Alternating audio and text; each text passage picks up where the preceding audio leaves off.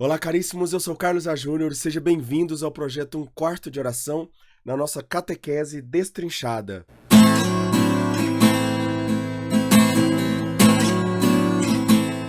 Hoje, então, nós falaremos sobre a consciência moral do ser humano. Então, nós continuamos nesse processo de entender o ser humano, entender a criação. Desculpa que esse vai ser um vídeo, eu tentei postergar porque eu tô gripado, mas realmente eu preciso gravar esse vídeo e a gripe não vai embora, então vai ter que ser gripado mesmo, né? Então, algumas vezes vai ter essas fungadas aqui, vocês vão ter que aguentar um pouco aí, tá bom? Mas eu garanto que vale a pena, não por causa de mim, mas por conta do catecismo, por conta do conteúdo que nós iremos ver hoje. Então eu já quero te convidar a se inscrever no canal, deixar o seu like, compartilhar esse vídeo com outras pessoas, tá bom? E hoje nós vamos falar então sobre essa consciência moral do ser humano. Como o ser humano, ele é guiado, é dirigido e ele tem esse discernimento próprio e natural dele na sua vida, tá bom? Então já vamos pro nosso resumo, pro nosso guia aqui. Então primeiro nós precisamos entender o seguinte: a consciência é uma lei que ressoa com voz forte no coração do homem que grita: faça o bem e evita o mal. Então, a consciência ela está gritando o tempo todo para a nossa vontade, no nosso coração: faça o bem, evita o mal. Então, é sempre um grito, mesmo aquelas pessoas que cometem atrocidades, elas ainda têm a consciência delas, gritando para elas: faça o bem e evita o mal. E essa voz, essa lei dada que ressoa na vontade, no coração do homem, é dada por Deus.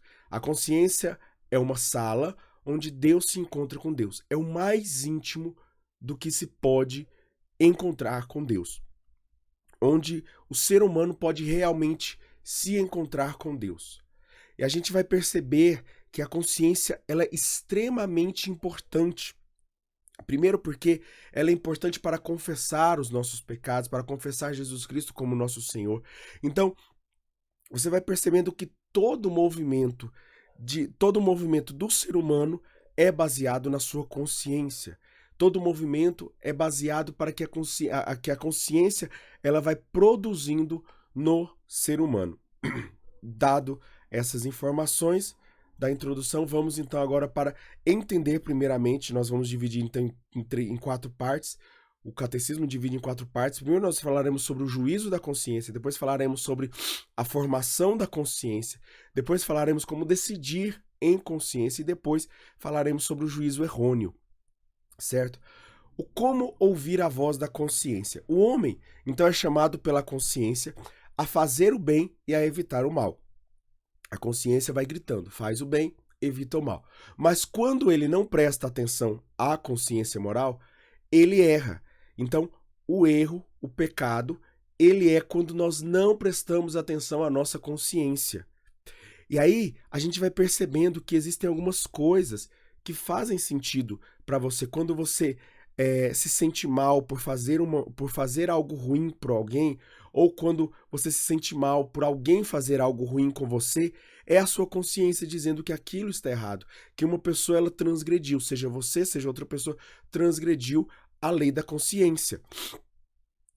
E quando ouve, pode ouvir a Deus e falar-lhe. Então, ao ouvir a consciência, nós temos mais capacidade para falar e para ouvir a Deus. É um eco da verdade no homem. Então, Cristo, Jesus é a verdade. Ele mesmo vai anunciar isso no seu evangelho. Anunciando isso no seu evangelho, então, nós vamos perceber que essa verdade, ela ecoa muito antes, muito antes. É por isso que quando Jesus é proclamado como sinal de contradição pelo profeta Simeão, e ele é proclamado assim, na verdade, o que ele está dizendo? Todo coração quer a verdade, todo coração busca a verdade. Mas quando a verdade incomoda, ou quando a verdade ela contradiz aquilo que eu acredito, aquilo que eu penso, aquilo que me é agradável, e aí isso me leva à perdição. Quando a verdade ou quando eu renuncio das minhas verdades, eu renuncio dos meus pensamentos, aí eu vou direto para a verdade. Então, aqueles que aceitam a verdade que é Jesus, a verdadeira verdade que é Jesus, eles são salvos. Aqueles que não aceitam são condenados. A consciência moral é um juízo da razão, é um eco da voz de Deus na vida do homem. Então, é esse juízo da razão. É quando a razão ela tem a capacidade de julgar. É quando a razão coloca a sua capacidade para julgar. Por isso que muitas pessoas, elas, por não raciocinarem, fazem coisas que não gostariam de fazer. Fazem coisas que não gostariam de fazer, ou até mesmo não pensam sobre o caso. Não pensam sobre o caso. É aquilo que eu falei lá das leis, né? Das leis. E uma das leis é dizer a regra de ouro que vai dizer: faça para os outros aquilo que você gostaria que fizesse para você. O próprio Jesus vai dizer isso. E aí você vai entendendo, né? Por exemplo, se você debater com alguém que está fazendo algo errado, você vai provar para ela que aquilo é errado, só dizendo pelo fato de que ela não gostaria que alguém fizesse aquilo com ela. A consciência, então, é onde a pessoa qualifica a moral de um ato que vai praticar ou que já praticou. Então, é onde ela coloca a qualidade. Ela diz: isso foi bom ou isso foi ruim. Ou isso será bom ou isso será ruim. Algo de que ela pode vir a praticar ou de que algo que ela já praticou. Então, aí no caso se ela praticou, se foi ruim, ela vai agir conforme a sua consciência ainda. E muitas vezes essa consciência mal educada, né? Essa consciência mal educada, ela vai produzindo outros erros, a pessoa vai criando uma bola de neve ali. É uma lei que ordena a responsabilidade, dever, temor e esperança. Uma pessoa, então, que busca, que ouve a lei da sua consciência, é uma pessoa responsável, que sabe, que faz o que deve e que teme aquilo que não deve fazer e espera aquilo que acredita. A consciência é o primeiro de todos os vigários de Cristo. Então, dentro do homem, existe esse vigário, existe esse representante de Jesus. O vigário é um representante, né? O vigário é um representante. Então, como representante de Cristo, a consciência é o primeiro, porque é o que está sempre conosco.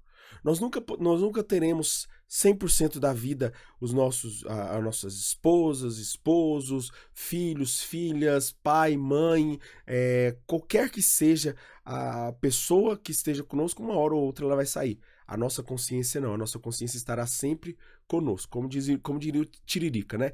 Tentei fugir de mim, mas onde eu ia, eu tava. É isso que ele tá falando. É justamente isso que ele tá falando. Onde eu vou, a minha consciência vai. Então nós precisamos entender essa interioridade. Como entender a consciência? A consciência ela está nessa interioridade. Ela está dentro de nós, o mais íntimo de nós. Todo homem deve estar presente em si para ouvir a voz da própria consciência. E aí a gente vai percebendo por que as pessoas não ouvem a voz da sua consciência. Porque elas não estão presentes em si. Elas estão tão perdidas que elas se perderam dentro de si mesmas. E aí a gente pode alterar um pouquinho essa frase, entender que talvez onde nós vamos, nós não estamos muitas vezes. Porque, nessa frase do Tiririca, porque onde nós vamos, muitas vezes nós não estamos. Porque nós nos perdemos. E aí quando nós nos perdemos, quando nós nos distanciamos da voz da nossa consciência, é muito mais difícil ouvir. É muito mais difícil escutar a voz da consciência. E aí nós não estamos presentes aonde a nossa consciência está. Chama-se isso de interioridade. É exigida e necessária para qualquer reflexão, exame ou introspecção. Então, a pessoa que olha para dentro de si, que reflete, que examina aquilo que fez ou aquilo que outra pessoa fez, essa pessoa ela precisa estar centrada. Essa pessoa precisa estar centrada. Santo Agostinho vai dizer: Regressa à tua consciência e interroga, ou seja, questiona a sua consciência, se aquilo foi justo, injusto, se aquilo foi certo, errado, se aquilo foi mal ou ruim, ou bom, questiona a sua consciência, mas antes disso regressa, volta à sua consciência. Voltai, irmãos, ao vosso interior, e em tudo quanto fazeis, olhai para a testemunha que é Deus. Então olhai para a testemunha que é Deus. Precisamos também de uma retidão também para ouvir a voz da consciência. A dignidade da pessoa humana implica e exige a retidão da consciência moral. Uma pessoa digna, uma pessoa que está vivendo a sua dignidade, ela precisa ter uma retidão na sua consciência moral. Ela precisa. O que é ter essa retidão? O que é ter essa retidão? A consciência moral é a compreensão dos princípios da moralidade, chamada sinderese, que é essa compreensão dos princípios. Eu sei que eu não posso matar. Por quê? Porque é ruim. É ruim. Né? E a gente vai olhando. Eu sei que eu não posso roubar algo. Eu sei que eu não posso fazer tal coisa. Eu sei que eu não posso ofender tal pessoa, né? E cada pessoa vai chegar por um ambiente, seja por aquelas 3 realidades que nós falamos, né? Sobre aquelas 3 regras que nós falamos, sobre fazer o bem, uma pessoa que é justa, uma pessoa que busca a regra de ouro, não faz aquilo que não gostaria que fizesse com ela. Essa pessoa, ela vai entendendo isso. Ela vai entendendo, e essa sinderese é a capacidade espiritual inata e espontânea e imediata. É algo que acontece imediatamente na mente, no coração da pessoa, para a apreensão dos primeiros princípios da ética. Quer ver um exemplo básico para você? Se um pai, uma mãe, um marido e uma esposa, né? Vamos pegar um exemplo aqui. Eles têm um filho, um bebê, e o pai ele começa a bater na mãe, né? Agressão física ali e tudo mais. Coisas repudiáveis, obviamente, né? Isso aqui eu tô falando porque a gente precisa entender. O bebê, ele age de uma forma, ele chora, ele começa a espernear e tudo mais. Ele sabe que tem alguma coisa errada. Para você entender o quanto essa moral está dentro de nós. A gente não precisa chegar na idade da razão para entender o que é certo e o que é errado. A gente não precisa entender isso. Né? Claro que a gente não sabe distinguir, né? O bebê ele não sabe distinguir, ele não sabe agir, ele não sabe se manifestar de forma coerente para interromper aquilo, mas ele sabe discernir que aquilo é errado. Ele sabe discernir que aquilo é errado. Ele sabe discernir que é errado ele passar fome, por isso ele chora. Ele sabe discernir que é errado quando ele está com frio, com calor, quando ele está doente, quando ele está com dor. Ele sabe, por isso ele chora. Essa é a manifestação dele, é a forma dele se manifestar. Essa é a forma dele se manifestar. Eu não estou falando da forma de manifestar, eu estou falando que ele entende que está errado, que aquilo não condiz. Então, o homem prudente é aquele que escolhe seus atos conforme o bem moral. Ou seja, aquilo que incomoda ele não escolhe. Ele escolhe aquilo que é, de certa forma, a palavra não seria a palavra confortável aqui, mas seria aquilo que traz paz, né? Traz paz. Aquilo que confronta ele não deve escolher por isso. Então, o homem é chamado a essa responsabilidade. É uma responsabilidade, um julgamento da consciência. Ele precisa estar responsável pela sua consciência. Cada um responde pela sua própria consciência. E aí, quando há esse distanciamento da pessoa que faz o mal, da pessoa que age de forma errada, essa pessoa ela vai responder também por esse distanciamento. Essa pessoa vai responder também por esse distanciamento. A consciência humana é responsável por assumir os atos praticados. Então, é na consciência que o ser humano assume os atos praticados. Quando eu faço um ato, seja bom ou seja ruim, e aqui eu não estou falando de atos só bons, né? Não, atos só ruins, mas atos bons também. Quando ela pratica um ato ruim ou um bom, ela assume essa responsabilidade na sua consciência. Quando uma pessoa comete um mal, a consciência serve como testemunha da verdade universal do bem e da maldade da escolha feita. A gente vê no serial killer, e tudo, eu não sei, não sei se o plural é esse, mas enfim, né? Pessoas que cometem um crime, que elas entendem a gravidade e elas procuram fugir, procuram se esconder, procuram... Então, assim, o cérebro dela, a mente dela, já está programada inatamente, né, desde o seu nascimento, a entender que aquilo é errado, que aquilo que ela fez é errado. Por mais que ela já se distanciou da sua consciência, mas a consciência grita e vai atrás dela para dizer. Só que aí que tá, ela não tem capacidade nem de voltar atrás ou de assumir. O veredito do juízo da consciência é para o bem. Então, essa responsabilidade é justamente esse veredito, esse falar assim, não, eu fiz isso, eu assumo, eu dou o veredito, eu bato o martelo dizendo que eu fiz o bem ou eu fiz o mal. O juízo da consciência oferece esperança e misericórdia, e ele lembra a necessidade de buscar o perdão, praticar o bem e cultivar as virtudes continuamente com a graça de Deus. Então, necessidade de buscar o perdão com a graça de Deus, necessidade de praticar o bem com a graça de Deus e necessidade de cultivar as virtudes também com a graça de Deus. Então, aí nós chegamos ao direito à liberdade. Toda pessoa, então, ela tem direito a falar o que ela quiser. A gente vai perceber isso hoje, tá? A gente vai falar isso, ó, ela pode falar o que ela quiser? Não. Ela pode fazer o que ela quiser? Não. O direito de agir em consciência e liberdade. O ser humano possui o direito de agir em conformidade com a sua consciência e liberdade, permitindo-lhe tomar decisões morais de maneira pessoal e autônoma. Ou seja, ele pode fazer uma coisa que todo mundo está fazendo contra, que todo mundo está sendo contrário. Mas se ele acredita que aquilo é certo, ele pode fazer, na sua liberdade. Na sua liberdade. Isso não significa que ele está certo, mas também não significa que os outros estejam certos também, que a maioria esteja certa, né? Então a gente precisa tomar cuidado com isso, tomar cuidado com com todo esse movimento. Então a liberdade, existe uma liberdade de atuar segundo a própria consciência. Ninguém deve ser forçado a agir contra a sua consciência, nem impedido de seguir suas convicções, especialmente em questões religiosas. É um grande erro quando quando os pais fazem de querer obrigar os filhos a crer. Eles têm que obrigar os filhos a estarem nos lugares onde eles estão, a estarem onde eles vão estar. Agora, se eles creem, se eles não creem, isso já é outra coisa. Isso já é outra coisa. Eles têm que conquistá-los de outra forma. Não obrigando, não forçando a crer.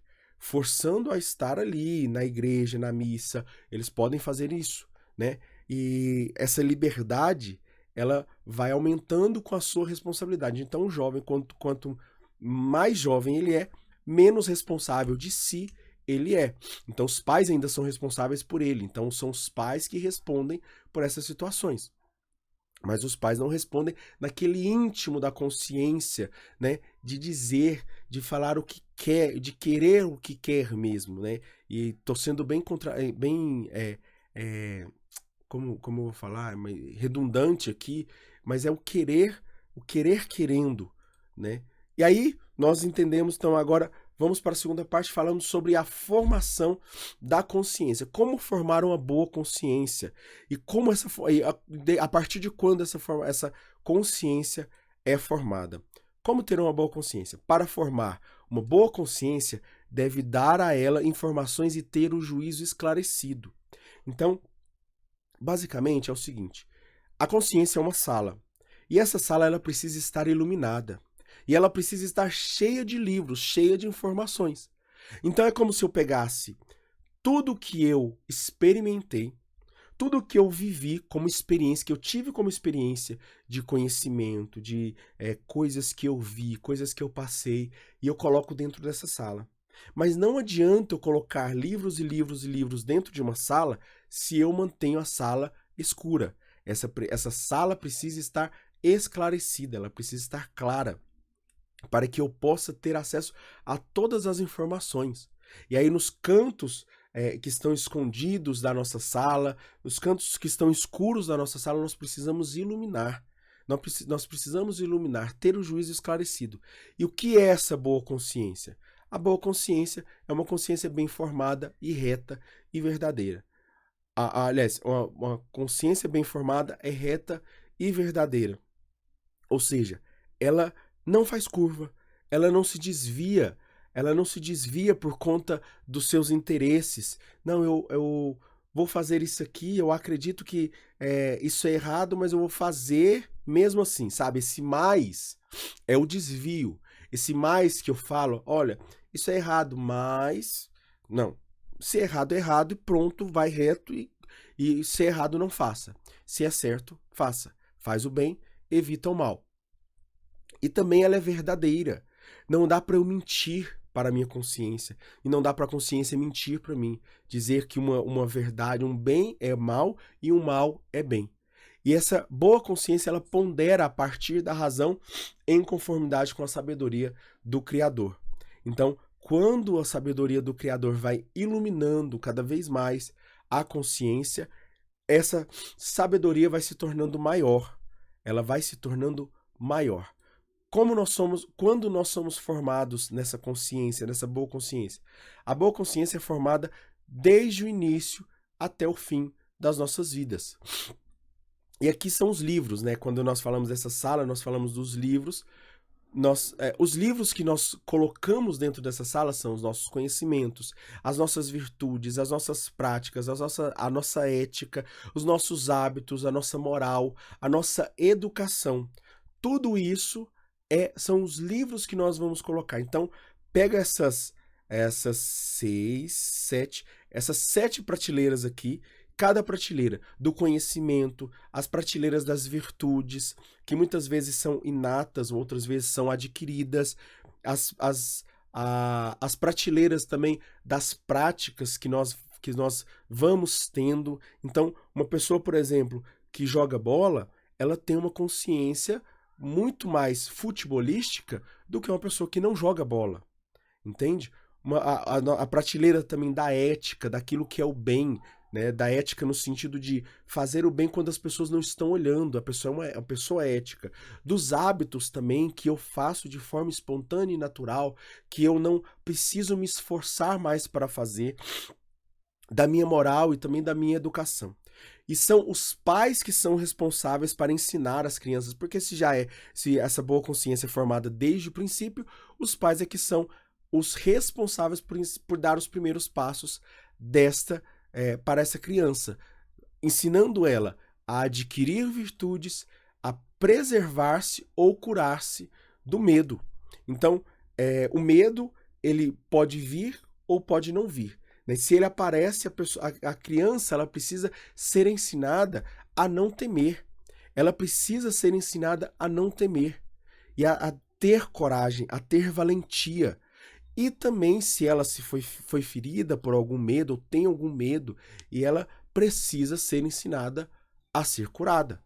E também ela precisa ser ensinada a adquirir virtudes. E também ela precisa ser ensinada, a terceira coisa que ela precisa ser ensinada é a evitar o egoísmo, o orgulho, ou seja, evitar os vícios. O egoísmo, o orgulho, os ressentimentos da culpa, os ressentimentos de culpa, os movimentos de complacência, as fraquezas e as faltas humanas. Ela deve então evitar, ela deve ser ensinada a evitar também essas realidades, esses vícios. Uma consciência bem formada é garantia de paz e liberdade. Uma consciência bem formada é garantia de paz e liberdade. Quer ter paz, quer dar paz para os seus filhos, forme a consciência deles bem formada. Em todas essas coisas que nós falamos, dessas prateleiras, fugindo dos vícios e aceitando e movimentando as virtudes, crescendo nas virtudes. Quais são as luzes para a consciência? As luzes que vão iluminar essa sala, então já temos aqui as prateleiras, nós temos os livros, e agora nós temos as luzes que vão iluminar. Então, eu quero que você pegue três dimensões. Não sei se vocês já viram como é que é formada aquela, aquela luz de cirurgia, né? Quando o médico vai fazer uma cirurgia, ele tem uma luz que é colocada por cima dela. Você coloca a mão, ela não faz sombra. Embaixo, ou seja, no lado oposto da luz, não existe sombra. Então, o nosso papel é iluminar tão bem a nossa consciência, a sala da nossa consciência, de que não exista sombra nenhuma. Esse é o objetivo de ser santo, de viver a santidade. E ela é iluminada por três. E essa luz desse cirurgião, ela acontece porque ela é uma grande luz com vários focos de luz. Então, quando uma é obstruída, quando um raio de luz é obstruído, o outro ele chega até lá e ilumina com a mesma intensidade. Se você for reparar, né, por exemplo, sair na rua, o sol, quando ele faz sombra, existe ainda antes da sombra, da escuridão total, existe a sombra, existe a penumbra, e aí você vai vendo tons de sombra ali, que é exatamente isso, que é exatamente isso que a gente precisa entender. Existem na nossa consciência esses tons de sombra dentro de nós. A luz da nossa consciência, então, é iluminada pela palavra de Deus, pela cruz e pelo Espírito Santo. Certo? Então vamos olhar parte por parte. Como a palavra de Deus ilumina a nossa consciência? Para iluminar nossas consciências, temos a palavra de Deus. Ela deve ser assimilada na fé, na oração e na prática. Ou seja, eu preciso aceitar a palavra de Deus, ou entender, ou acolher a palavra de Deus com fé, na vida de oração e também nas práticas, ou seja, na oração e na ação. Então, eu tenho que crer, eu tenho que rezar e eu tenho que agir com a palavra, conforme a palavra de Deus, conforme a luz da palavra de Deus. Somente a palavra de Deus é suficiente? Não. Ainda nós precisamos também de outro foco de luz, que é a cruz. Que é a cruz. E para o cristão, a cruz é para o cristão o exame perfeito de consciência. Nela o cristão enxerga toda a sua vida. São João da Cruz, ele vai dizer o seguinte: quando sofreres e quando quiseres reclamar, olha para a cruz e cala-te. Porque na cruz nós entendemos o real valor, o real entendimento de sofrimento. E aqui nós entendemos não só o sofrimento, nós entendemos o amor, nós entendemos a perfeição, nós entendemos a bondade, nós entendemos toda a misericórdia de Deus. Então, é a luz que ilumina as nossas vidas. A cruz é essa luz que vai iluminar de forma perfeita. Não existe uma pessoa que olhe para uma cruz e não consiga ver amor, não consiga ver Jesus Cristo ali e não consiga ver, né? A cruz, ela se tornou esse símbolo de redenção, de amor, de paz, de serenidade, mas também de sofrimento, que é o que exatamente a vida passa. Essa vida nossa é cruz. E nós precisamos abraçar esse movimento. E por fim, também a terceira luz que nos é dada, e se a gente for reparar, as três luzes aqui formam a Santíssima Trindade, o Pai, o Filho e o Espírito Santo, as representações da Santíssima Trindade, né? Não representações que eles são representativos, né? Mas estou dizendo que a cruz, ela representa, a palavra de Deus, ela representa o Pai, a cruz representa o Filho, e aqui o Espírito Santo vem representar também, vem dar essa luz para as nossas vidas. Também o Espírito Santo nos auxilia no testemunho, conselhos e inspirações. Muitas vezes nós seremos guiados através do Espírito Santo, né? Não somente da cruz, não somente da palavra de Deus, mas também através do Espírito Santo. São essas três as luzes que iluminam a nossa vida. E o Espírito Santo, ele vai iluminar os nossos corações, nos corações dos outros e através da igreja. Ou seja, ela pode inspirar e pode dar conselhos diretamente. O Espírito Santo pode inspirar e dar conselhos diretamente no nosso coração, pode dar conselhos para nós através dos outros e pode dar conselho também para nós através da igreja, como nós estamos fazendo aqui, estudando o catecismo. Então, quando nós estudamos o catecismo, nós estamos recebendo os conselhos da igreja, certo? E agora nós vamos entender, então, como decidir pelo bem. Como decidir pelo bem. E aí nós temos esse cabresto das decisões. Você sabe o que é um cabresto, né? A consciência é o cabresto das decisões e dos atos morais. Então, aquele cabresto é aquela parte que fica no cavalo, que passa uma haste entre os dentes do cavalo e você puxa. Então, quando a pessoa puxa para um lado o cavalo, ele puxa, quando você puxa para o outro, ele puxa, e ele vira conforme a cabeça dele está sendo guiada. Então, você guia a cabeça e todo o corpo vai. E aí você entende aqui, quando você usa a consciência para guiar a sua razão, ou seja, quando você usa o cabresto para guiar a cabeça do cavalo, você tem a direção dos seus sentimentos. Você tem a direção dos seus sentimentos, das suas ações, das suas atitudes. E aí é a vontade que vai puxar essa consciência. Então a vontade puxa, guia a razão através da consciência. A vontade, anota isso, a vontade guia a razão através da consciência. Eu vou até colocar isso aqui, que isso é interessante. A vontade guia a razão através da consciência.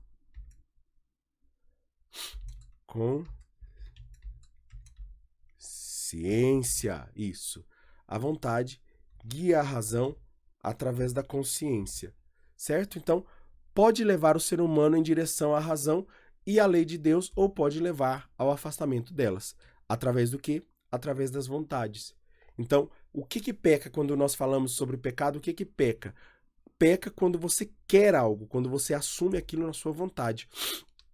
Em decisões difíceis, deve-se procurar o que seja justo, bom e a vontade de Deus. Isso é palavra de Deus. Isso é Novo Testamento.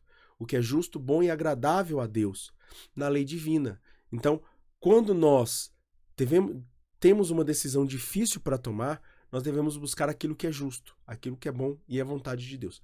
O homem interpreta, então, a partir de suas experiências e dos sinais dos tempos. São as prateleiras, essas experiências, esses sinais dos tempos. Então, ela vai vendo, ela vai observando aquilo que ela já viveu, mas também aquilo que está acontecendo fora dela. E ela vai agindo pela sua prudência, pelos seus conselhos, pela ajuda e os dons do Espírito Santo, ela vai agindo. Ou não, né? Ou não vai agindo dessa forma. Então o homem vai interpretando tudo isso. As 3 regras para uma boa tomada de decisão. Ah, gente, olha aqui, ó, gente. Eu tava falando das regras de ouro e tava achando que foi na aula passada. E é aqui, ó, é nessa aula aqui. Então agora nós vamos ver aqui, então. Quais são as 3 regras para uma boa tomada de decisão? Primeira coisa, não faça o mal. Isso é óbvio, isso parece óbvio, né? Mas quando a pessoa ela entende que ela vai fazer o mal e ela mesmo assim faz, ela está quebrando esse laço com a sua consciência. Ela está não escutando, não dando e colocando sombras na sua consciência. Então ela vai e essas sombras elas podem aumentar conforme o tempo, porque ela não está agindo conforme a palavra de Deus, não está agindo conforme a cruz, não está agindo conforme o Espírito Santo. Então, primeira regra para uma boa tomada de decisão: não faça cagada, não faça o mal. Nunca é permitido fazer o mal para que daí resulte um bem. Então, aqui, ó, tá vendo? Nem para quando falar assim, mas e se eu quero que as pessoas sejam salvas? Para isso eu vou matar milhares de pessoas. Não, de forma alguma, né? Ou qualquer outra coisa. Eu tô colocando o extremo aqui para a gente entender que não se deve fazer o mal para resultar do bem. Quanto mais fazer o mal para resultar de um mal, né? Isso aqui fica mais claro ainda, né? A segunda regra para tomada boa de decisão é a regra de ouro. Tudo quanto quiserdes que os homens os façam, fazei-lo de igual modo. Vós também, faça vós a eles. Da mesma forma que você quer ser cuidado, cuide dos outros. Da mesma forma que você quer ser respeitado, respeite os outros. E aqui, falando de respeito, nós temos também esse respeito, mas não um respeito qualquer, mas um respeito caridoso, tá bom? Nós temos um respeito caridoso. A caridade passa sempre pelo respeito do próximo e da consciência. Ao pecardes, diz 1 Coríntios 8, ao pecardes assim contra os irmãos, ao ferir-lhes a consciência, é contra Cristo que pecais. O que é bom é não fazer nada em que o teu irmão possa tropeçar, cair ou fraquejar. Isso está dizendo o quê? Isso está dizendo que eu preciso ter um respeito pelo outro. Eu não posso me vestir, me portar, ter atitudes que eu faça o outro pecar. Então eu preciso ter uma caridade. É esse respeito que se diz da palavra de Deus. Não é qualquer coisa que eu posso postar, não é qualquer coisa que eu posso praticar na frente dos outros ou ter como ação da frente dos outros. Nem todo mundo vai entender a sua atitude. Então, é preciso ter um respeito caridoso, não fazer as pessoas tropeçarem por conta das suas atitudes, por conta dos seus entendimentos. Então, essas são as três regras para se tomar uma boa decisão. Não faça o mal. Faça o bem ou faça o bem que você gostaria que fizesse com você e respeite, não faça os outros cair no pecado, né? Não faça os outros cair. Esse respeito caridoso, ele não está voltado somente para um respeito. Entenda que o respeito que o mundo prega é justamente um respeito onde se diz assim, deixa todo mundo fazer o que quiser. Não. Gente, a gente precisa entender que o outro, ele faz parte de mim. O outro é ser humano como eu. E quando nós chegarmos no céu, nós seremos interrogados como Caim foi interrogado. Onde está o teu irmão? Onde está o teu irmão que você precisava falar para ele? Onde está? E aí, isso eu trago para mim. Onde está o teu irmão, Carlos, quando era para você estar pregando, dando catequese, e você decidiu não dar catequese? E você não decidiu dar catequese, ou quando você não decidiu ensinar, ou quando você não decidiu exortar. Onde está o teu irmão? E nós permitimos que o outro... Isso, claro, né, obviamente, esse respeito é de uma forma caridosa. Eu tenho que buscar a caridade acima de tudo, e não enfiar goela abaixo na pessoa, certo? Então são essas três as regras para nós termos uma boa tomada de consciência, tomada de decisão, certo? Agora vamos para a quarta e última parte, já finalizando a nossa aula de hoje. Eu quero perguntar para você, está sendo válido isso para você? Está sendo válido essa aula hoje para você entender como a gente faz o bem, como a gente faz, como a gente chega a fazer o mal, ou como a gente chega a fazer o bem. Você entende que é um movimento que ele é natural na nossa vida. É um movimento que todas as pessoas, não existe uma pessoa que não tenha consciência, certo? Claro, de forma biológica, né, por problemas biológicos, físicos e tudo mais, pode existir, mas ela ainda tem essa consciência dentro dela. E cada pessoa será julgada pela sua consciência. Então, pensa o seguinte, uma pessoa que tem problemas mentais, ela será julgada por Deus com os problemas mentais. Ela não será julgada por uma pessoa que vive a vida toda sã. Ela não será, uma criança não será julgada da mesma forma que um adulto será julgado. Então, e assim por diante, quanto mais nós vivemos essa inocência, quanto mais nós vivemos essa pureza, quanto mais nós olhamos o bem, respeitamos, amamos, fazemos o bem, evitamos o mal, nós estamos modulando a nossa consciência para o bem. Mas da mesma forma, quando nós fazemos o oposto, nós estamos modulando a nossa consciência para o mal. E aqui nós temos o juízo errôneo, a condenação da consciência. O homem que desobedece o juízo certo da sua consciência, ou seja, o homem que desobedece o que a consciência está dizendo, condena-se a si mesmo. Ele está dizendo, e ele está indo contra aquilo mesmo que ele acredita. Mesmo ele achando que não acredita naquilo. Mesmo ele achando que ele não acredita naquilo, ele está indo contra a sua consciência. Ele está indo contra aquilo que ele pensa, porque é a sua consciência que está dizendo. É a própria consciência que o acusa. É a própria consciência que vai nos acusar no dia do juízo. Não é Jesus que nos acusa. Não é Jesus que nos acusa. Jesus apenas aceita o julgamento que a nossa consciência colocou. Lembra que eu disse que a consciência é esse primeiro vigário, esse primeiro representante de Cristo nas nossas vidas e o único que está sempre conosco? Então é ele que vai poder julgar se realmente o mal que eu fiz foi mal e se foi mal eu me arrependi dele, e vai julgar também o bem que eu fiz, ou o mal que eu não fiz, ou o bem que eu não fiz, e assim por diante, né? Todos os atos, palavras, atitudes, pensamentos e omissões, o papo que a gente sempre fala, que a gente falou aqui de outras vezes, né? Pensamentos, atitudes, palavras e omissões. Então, nós precisamos entender que é a consciência que vai nos acusar.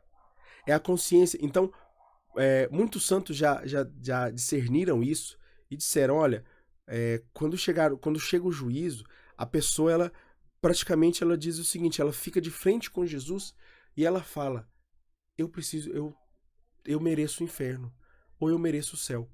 Ela vai dizer duas coisas, ou ela merece o céu, ou ela merece o inferno, ou ela merece, lógico, o purgatório, que será o céu, né? Que será depois da sua purificação, depois do seu purgatório, o céu. Então, é a consciência que vai acusar o homem nesse juízo final. Mas isso não significa que a consciência seja perfeita, certo? Isso não significa que a consciência seja perfeita. Não é porque ela está nos acusando que ela é perfeita. Como eu posso entender as imperfeições da consciência? Como eu posso melhorar as imperfeições da consciência? Se ela está na ignorância, fará julgamentos errados de certo e errado. É uma sala que está vazia das prateleiras. Ela tem as prateleiras lá, mas as prateleiras dela são poucas. É uma consciência ignorante. É uma consciência que não tem todos os recursos para discernir. E muitas vezes ela discerne errado. Só que aí que tá. Não dar conteúdo para a nossa consciência também é um ato falho à nossa consciência e é um ato falho que nós precisamos de agir. Então esse fato de estudar, de estar sempre em estudo, é algo do cristão. Por isso somos chamados tanto a estudar, porque justamente é quando nós estamos dando conteúdo para a nossa consciência. Uma vez eu ouvi uma pessoa falando assim, olha, o Espírito Santo ele age onde quer, mas ele pode agir no seu terreninho de 20 metros quadrados, no seu apartamentinho de 20 metros quadrados, como ele pode agir numa fazenda de 1 milhão de metros quadrados. Depende de você. Depende do que você dá para o Espírito Santo. E o que você dá é esse conteúdo que você vai adquirindo. E conforme mais experiências que você vai tendo, seja de livro, seja de estudo, seja de... né, todas aquelas prateleiras que nós vimos lá, de ensinamentos, de virtudes, quanto mais nós damos para Deus, mais o Espírito Santo pode agir nesse. Aí depende de nós. Depende de nós. Se nós queremos dar 20 metros quadrados ou se nós queremos dar 100 mil metros quadrados, 200 mil metros quadrados para Deus, para o Espírito Santo agir. Então, essa consciência, que é esse cabresto que está na boca do cavalo, ela pode muitas vezes ser fraca. Então ela está a ponto de arrebentar ali. E ela pode se arrebentar facilmente. E aí quando imagina um cavaleiro cavalgando aqui, né? Ele está cavalgando, puxando o cabresto, puxando as rédeas aqui. E aí o cavalo está ali no gás. E aí ele puxa o cavalo, o cabresto arrebenta. Como é que acontece? Ele fica vulnerável. Ele fica vulnerável pelos seus sentimentos, pelas suas ideias, pelos seus atos. Então a vontade fica vulnerável, a razão fica vulnerável, porque aí começa-se a inverter as ordens. Quem está comandando é o cavalo, quem não está comandando não é mais o cavaleiro, certo? Então a gente precisa manter o cabresto da nossa consciência, que é a nossa consciência, forte. Ser ignorante é culpa de quem? A culpa de ser ignorante é da própria pessoa ou de terceiros. No caso dos pais, dos pais. Né? Então, no caso das crianças que são ignorantes, elas são ignorantes por causa dos pais. E aqui eu não estou dizendo que o pai não teve a oportunidade. Não, não é isso. O pai teve a oportunidade de dar a educação e não deu. Né? Não é, por exemplo, falar assim, não, então eu vou chegar para o meu filho que é recém-nascido, ele tem 3 meses, e vou ler todo o Pentateuco para ele, dizer, olha, não matarás, não furtarás, não é isso. Não é isso, gente, né? É entender dar aquilo que ele pode entender, dar aquilo que ele pode a se alimentar. O Concílio Vaticano II vai dizer o seguinte: assim acontece quando o homem pouco se importa de procurar a verdade e o bem, e quando a consciência se vai progressivamente cegando com o hábito do pecado. Então, lembra lá que eu falei, quanto mais o homem pratica o mal, mais ele vai obscurecendo, ele vai cegando a sua consciência. Ele vai cegando a sua consciência, ele vai trazendo escuridão para dentro dessa sala. Ele vai trazendo escuridão para dentro dessa sala. Já viu aqueles filmes, né? Eu fico imaginando muito bem essa sala. Já viu aqueles filmes que a gente tá na mesma sala com outra pessoa, dois personagens estão na mesma sala, mas eles de repente eles se distanciam. E quando eles se distanciam, se parece que eles estão perto, mas eles estão longe, e dá aquela ilusão de ótica, né, que os filmes gostam de usar. É exatamente isso que a gente tá. A gente tá na mesma sala, a gente está distante da nossa consciência, mas está próximo da nossa consciência. A gente não consegue se afastar dela. O que a gente consegue fazer é cegar essa consciência e pouco a pouco nós vamos nos condenando por pouco nos importar em procurar a verdade. Quais são as 7 raízes da ignorância? Onde a ignorância ela coloca as suas raízes? Então, a ignorância ela vai colocar raízes para que você mantenha-se ignorante, para que você mantenha-se naquele jeito de não procurar a verdade. Primeiro, ignorar a Cristo e seu evangelho. A primeira coisa que nós enraizamos é quando nós ignoramos Cristo e seu evangelho. A segunda raiz também são os maus exemplos dados pelos outros. Um pai, uma mãe que agride, que briga, que sabe, e aquilo vai sendo enraizado em nós. Vai sendo enraizado em nós. A escravidão das paixões. Então eu tenho as minhas paixões e eu vou me escravizando por elas, ou seja, eu vou perdendo a minha liberdade para as paixões. As pretensões de um mal entendido, de uma má entendida, na verdade aqui é má entendida autonomia da consciência. Entender que achar que a consciência ela é autônoma. Achar que a consciência ela pode fazer o que ela quiser. Não, ela não pode. Ela não pode fazer o que ela quiser. Né? Aquela pessoa que diz assim, ah, mas isso aqui não é errado. É lógico que é errado. Ela sabe que é errado. Ela sabe que é errado, mas ela está obscurecendo com alguma coisa a sua consciência. Com alguma coisa está... Toda pessoa que nega a verdade, ela está negando por conta de uma coisa que ela está escondendo, né? Então, quando você mente, na verdade é porque você está escondendo algo de alguém por conta de segundas, terceiras, quartas, quintas opiniões ou intenções, né? Então, por exemplo, uma pessoa pode estar mentindo pelo salário que ela ganha ou pelo dinheiro que ela gasta por conta de feridas emocionais ou por conta de achar que ela não... entende? São várias coisas, são várias... Então, assim, não existe duas pessoas que cometem a mesma mentira, elas podem estar, ou o mesmo mal, fazem o mesmo mal, elas podem estar cometendo por intenções totalmente adversas, diferentes. A rejeição também é outra raiz que agride, que ajuda na ignorância, né, que faz crescer a ignorância, é a raiz da rejeição da autoridade da igreja e do seu ensinamento.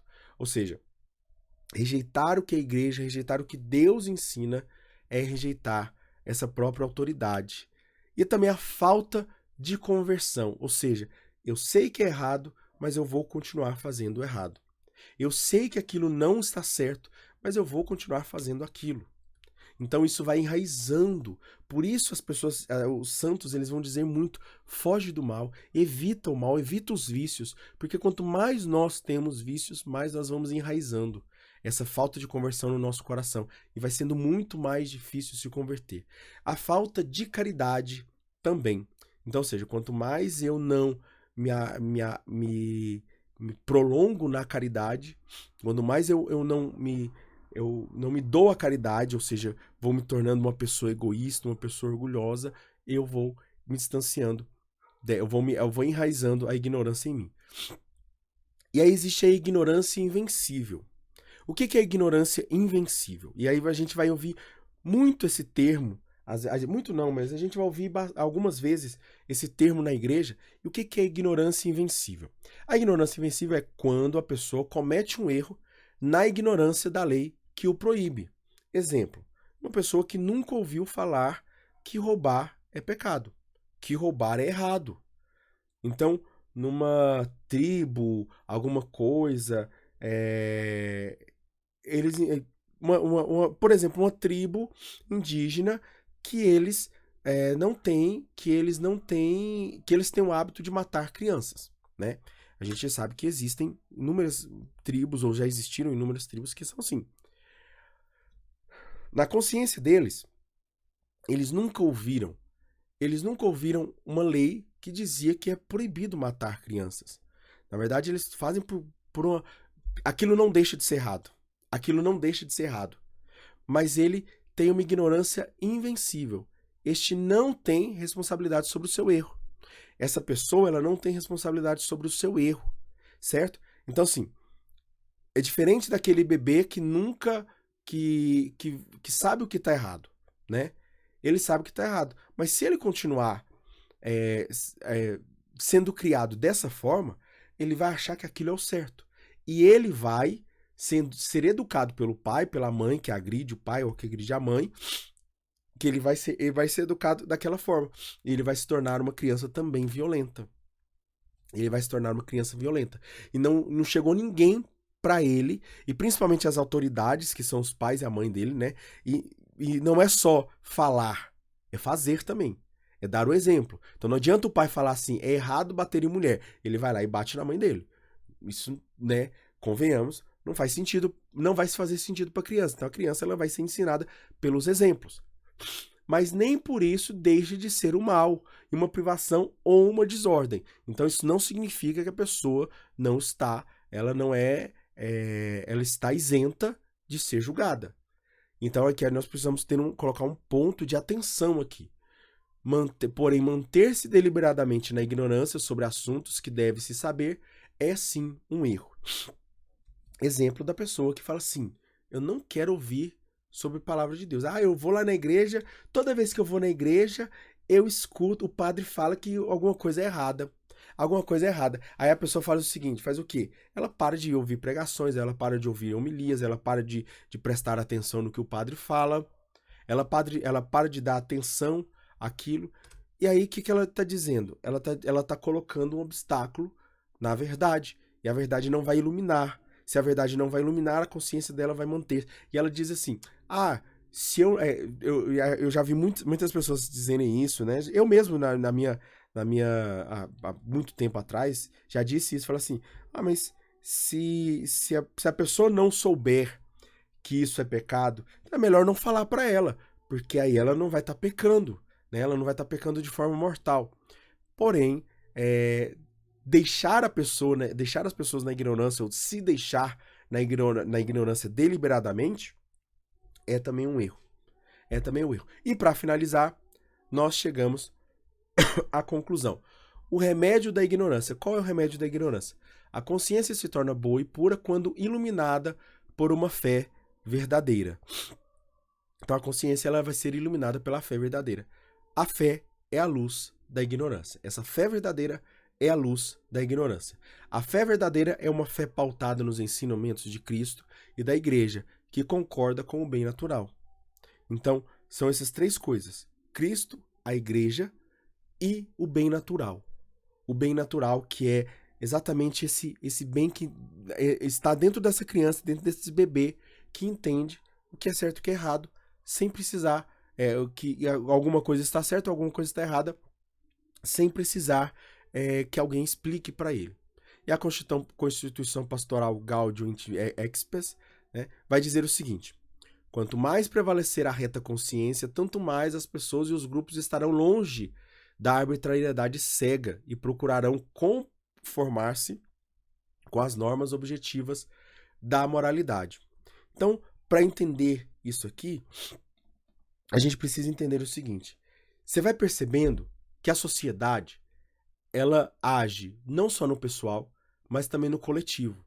E as pessoas que estão cada vez mais obscurecidas pela ignorância, elas vão tentando convencer outras pessoas a se obscurecer também. E aí existe esse movimento que precisa ser um movimento contrário. Existe esse movimento que precisa ser um movimento contrário das nossas vidas. Nós precisamos nadar contra a corrente das pessoas que acham que o errado é certo, que o errado deixou de ser errado. Então nós precisamos continuar lutando e iluminando, sendo luz, através principalmente dos nossos exemplos, através principalmente das nossas atitudes, porque os exemplos, eles é que arrastam as pessoas para praticar, porque elas vão percebendo a paz, que a boa consciência, que as boas atitudes, que a falta da ignorância causa em nós. Louvado seja o nosso Senhor Jesus Cristo, para sempre seja louvado. Se você gostou desse conteúdo, deixa o seu like aqui, comenta aqui. Eu tô sempre colocando, né? Tem duas, três pessoas que estão sempre colocando no final. Ótimo, sei que essas pessoas veio até o final. Você que não tá vendo até o final, deixa o seu comentário aqui, deixa o seu comentário. E a palavra-chave de hoje é luz, tá bom? Então a palavra-chave de hoje é luz. Você vai falar dessa luz que ilumina a nossa consciência, tá bom? Então, Deus abençoe a sua vida. Fiquemos selados na proteção de Deus, que é Pai, Filho e Espírito Santo. Amém.